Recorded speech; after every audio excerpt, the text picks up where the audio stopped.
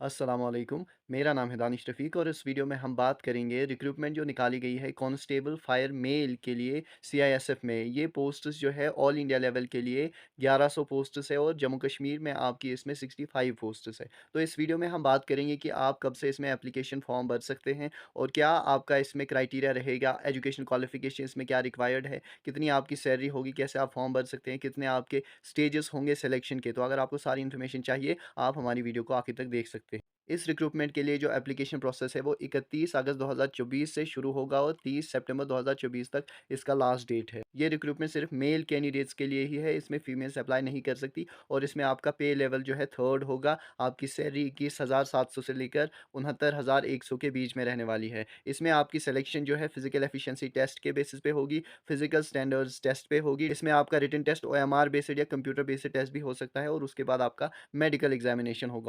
आप इसमें जो है अपना फॉर्म सिर्फ ऑनलाइन मोड में ही भर सकते हैं। एडमिट कार्ड आप इनकी वेबसाइट से फिर डाउनलोड कर सकते हैं जो CISF rectt.cissf.gov.in है। आप इसके लिए सिटीजन ऑफ इंडिया ही होने चाहिए, आप बाकी सब्जेक्ट ऑफ नेपाल या भूटान के नहीं होने चाहिए। इसमें सिर्फ आपकी नेशनैलिटी इंडियन ही होनी चाहिए और अंडमान एंड निकोबार में 0 पोस्ट है, वहाँ पे कोई पोस्ट नहीं है जो आपकी यूनियन टेरिटरी है। आंध्र प्रदेश में आपकी 32 पोस्ट है, अरुणाचल प्रदेश में आपकी 15 पोस्ट है, आसाम में आपकी 164 पोस्ट है, बिहार में 56 है, चंडीगढ़ में कोई पोस्ट नहीं है, छत्तीसगढ़ में 14 पोस्ट्स है और 41 पोस्ट्स है उस एरिया में जो नक्सल हिट एरिया है। Dadra and Nagar Haveli and Daman and दिऊ में कोई पोस्ट नहीं है। दिल्ली में 9 पोस्ट्स है, गोवा में 1 पोस्ट है, गुजरात में आपकी 32 है, हरियाणा में 14 पोस्ट्स है, हिमाचल प्रदेश में 4 पोस्ट्स है, जम्मू एंड कश्मीर में 65 पोस्ट्स है, झारखंड में आपकी इसमें 47 पोस्ट्स है, कर्नाटका में आपकी 33, केरला में आपकी 18 पोस्ट्स है और नक्सल हिट एरिया में आपकी 19 पोस्ट्स है। केरला में लद्दाख में 1 पोस्ट है, लक्षद्वीप में कोई भी पोस्ट नहीं है, मध्य प्रदेश में आपकी इसमें 56 पोस्ट्स है, महाराष्ट्र में आपकी 61 पोस्ट्स है और जो एरिया इफेक्टेड है नक्सल से वहाँ पे 11 पोस्ट्स है, मणिपुर में आपकी 16 पोस्ट है, मेघालय में 22 पोस्ट है, मिजोरम में 8, नागालैंड में 15, ओडिशा में आपकी इसमें 64 पोस्ट है, पुडुचेरी में 1 पोस्ट है, पंजाब में 15 पोस्ट है, राजस्थान में आपकी 37 पोस्ट है, सिक्किम में 0, तमिलनाडु में 39, तेलंगाना में आपकी इसमें 16 पोस्ट है, त्रिपुरा में आपकी 26, उत्तर प्रदेश में ही आपकी 108 और उत्तराखंड में 5 आपकी इसमें पोस्ट्स है, वेस्ट बंगाल में इसमें 56 पोस्ट्स है और टोटल 1130 पोस्ट्स है। जनरल के लिए इसमें 466 पोस्ट्स है और बाकी जो है रिजर्व्ड कैटेगरीज के लिए यहाँ पे इन्होंने पोस्ट्स दिखाई है। और ये जो पोस्ट्स है ये इंक्रीज भी हो सकती है, डिक्रीज भी हो सकती है, इसमें जो बोर्ड है इसी की डिस्क्रिप्शन पे होगा। एजुकेशन क्वालिफिकेशन जो है इसमें मांगी गई है कि आपने 12th पास की हुई होनी चाहिए और वो भी आपने साइंस में, यानी आपका मेडिकल होना चाहिए 12th में। आप आर्ट्स कॉमर्स वगैरह से अगर आपने 12th किया है तो इसके लिए अप्लाई नहीं कर सकते। इसमें जो है आपकी मिनिमम एज 18 होनी चाहिए और मैक्सिमम एज 23 होनी चाहिए। आप 1 अक्टूबर 2001 से पहले पैदा नहीं हुए होने चाहिए और यानी आप इसके बाद ही पैदा हुए होने चाहिए और वहीं आप 30 सितंबर 2006 के बाद भी पैदा नहीं हुए होने चाहिए, यानी इसके बीच, यानी इससे पहले आप पैदा हुए होने चाहिए 2001 और 2006, ये जो आपकी रेस्पेक्टिव डेट स्पेसिफिक भी दी हुई है। लेकिन यहाँ पे अपर एज लिमिट जो है, मतलब आपकी जो 2006 के बाद जो पैदा हुआ होगा उसको यहाँ पे कोई भी रिलैक्सेशन नहीं दी जा सकती क्योंकि मिनिमम एज में रिलैक्सेशन नहीं दी जाती। लेकिन जो 2001 से पैदा हुए होंगे जिनकी डेट ऑफ बर्थ थोड़ी ज़्यादा होगी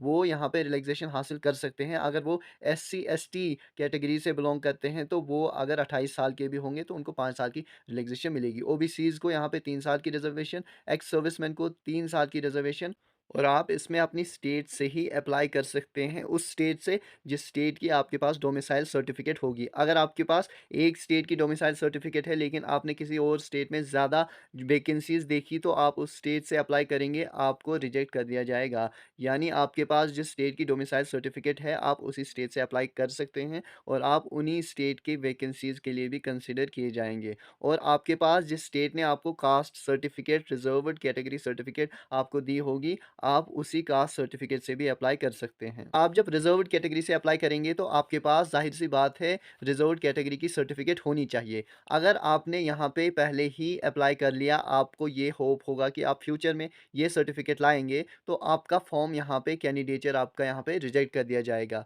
पहले आपको सर्टिफिकेट बनानी है, उस पर डेट होना चाहिए, उसके बाद आप फॉर्म अप्लाई करेंगे। आपके पास पहले जो है सर्टिफिकेट होनी चाहिए तभी आप यहाँ पे उस कैटेगरी से अप्लाई करें, वरना अगर आपके पास नहीं है अगर लास्ट डेट जब तक है तब तक आपको लगता है कि आपको सर्टिफ़िकेट नहीं मिलेगी रिज़र्व्ड कैटेगरी की, तो आप यूआर से अप्लाई कर सकते हैं, यानी अनरिज़र्व्ड से। और आप अप्लाई कर सकते हैं इनकी ऑफ़िशियल वेबसाइट से CISFRECTT.CISF.gov.in से। वहाँ पे सबसे पहले आपको वन टाइम रजिस्ट्रेशन कराना है। अगर आपने यहाँ से कोई भी अभी तक फ़ॉर्म अप्लाई नहीं किया है, उसके बाद आपको वहाँ पे एप्लीकेशन फ़ॉर्म आएगा, अप्लाई उसमें करना है। फिर आपको वहाँ पे अपना फ़ोटोग्राफ जो है अपलोड करना है, जिसका साइज़ 20 केबी से लेकर कम से कम 20 केबी होना चाहिए और ज़्यादा से ज़्यादा 50 केबी होना चाहिए। इन्हीं 2 जो आपको नंबर्स दिए हैं, इन्हीं के बीच में आपके फ़ोटोग्राफ का साइज़ होना चाहिए। और ये जो फ़ोटोग्राफ आपका होगा, ये 3 मंथ से ज़्यादा पुराना नहीं होना चाहिए। यानी अगर आप आज इसमें अप्लाई करेंगे, तो आज से पहले ये ज़्यादा से ज़्यादा 3 महीने तक का होना चाहिए, उससे पुराना नहीं होना चाहिए। और उसके बाद आपको अपना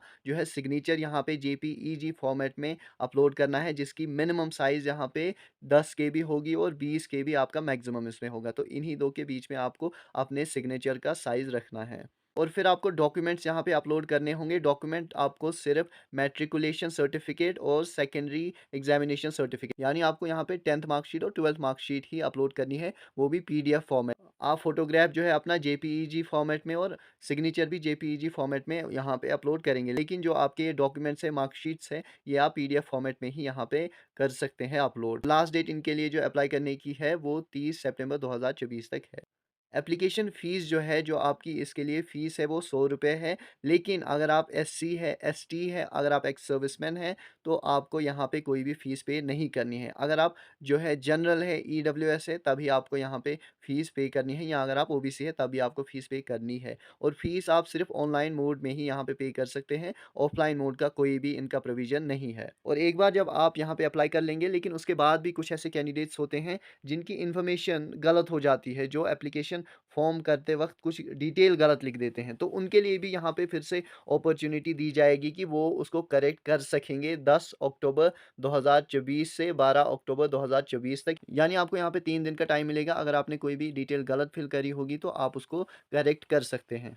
लेकिन आपको ये बात याद रखनी है कि आप एप्लीकेशन फ़ॉर्म अपना एक ही बार यहाँ पे करेक्ट कर सकते हैं। आपको 2-3 चांसेस नहीं मिलेगी। 3 दिन का टाइम होगा आपके पास, लेकिन आप एक ही बार कर सकते हैं। तो जिस वक़्त आप यहाँ पे करेक्ट करेंगे, उस वक़्त आपको पूरी कंसंट्रेशन के साथ उसी पे पूरा फ़ोकस करना है। और करेक्शन के लिए आपको चार्जेस भी देनी होंगी, यानी आपको फ़ीस जो है वो सिर्फ़ 100 ही देनी है। लेकिन अगर आप फिर यहाँ पे कुछ करेक्शन करने के लिए कोशिश करेंगे, तो आपको 200 फ़ीस पे करनी है, और फ़ीस फिर सभी को पे करनी होगी। सिलेक्शन की अगर हम बात करें, सबसे पहले आपका फ़िज़िकल एफिशिएंसी टेस्ट होगा, यानी आपको रनिंग वगैरह करनी होगी, और उसके बाद फ़िज़िकल स्टैंडर्ड्स टेस्ट, जिसमें आपकी चेस्ट देखी जाती है, आपकी हाइट देखी जाती है। उसके बाद आपके डॉक्यूमेंट्स देखेंगे कि आपके डॉक्यूमेंट्स मैच करते हैं उस इन्फॉर्मेशन से जो आपने ऑनलाइन फिल करी होगी। उसके बाद आपका रिटन एग्जामिनेशन होगा, जो ओएमआर बेस्ड आपका होगा, या आपका कंप्यूटर बेस्ड एग्जामिनेशन भी होगा। फिर आपका मेडिकल एग्जामिनेशन होगा, और आपका जो रिटन है उसमें इन्होंने मिनिमम क्वालिफाइंग मार्क्स रखे हैं अनरिजर्व्ड, ईडब्ल्यूएस और